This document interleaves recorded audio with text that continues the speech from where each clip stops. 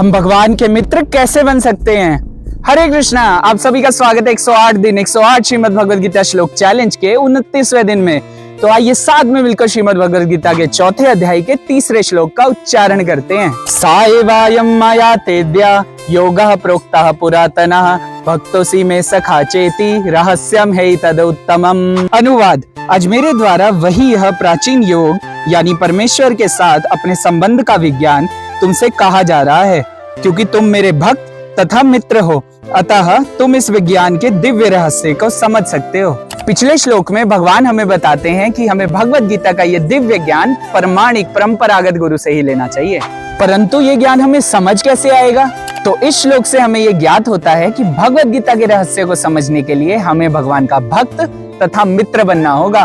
भक्तोसी में सखा चेति, क्योंकि अर्जुन भगवान के भक्त तथा मित्र हैं, इसीलिए वो इस दिव्य ज्ञान को समझ पाए। रहस्यम है तद उत्तमम, भगवान की सेवा करने से, उनके बारे में श्रवण करने से हम उनके भक्त बन सकते हैं। और जहाँ तक मित्रता की बात है, एक सच्चा मित्र अपने दोस्त की उपलब्धियों से अति प्रसन्न होता है और दूसरों के सामने उसका सदैव गुणगान करता है, वही सच्चा मित्र होता है। और जब हम भी गीता की इन दिव्य शिक्षाओं का प्रचार करेंगे तो हम भी भगवान के प्रिय मित्र बन जाएंगे।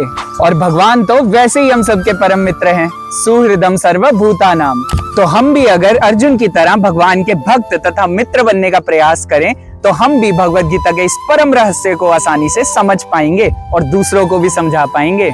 अब आप सबके लिए एक प्रश्न है, जो कि आपने श्रीमद् भगवत गीता के इस श्लोक के तात्पर्य से पढ़कर बताना है कि हम भगवत गीता के इस परम ज्ञान का लाभ कब उठा पाएंगे।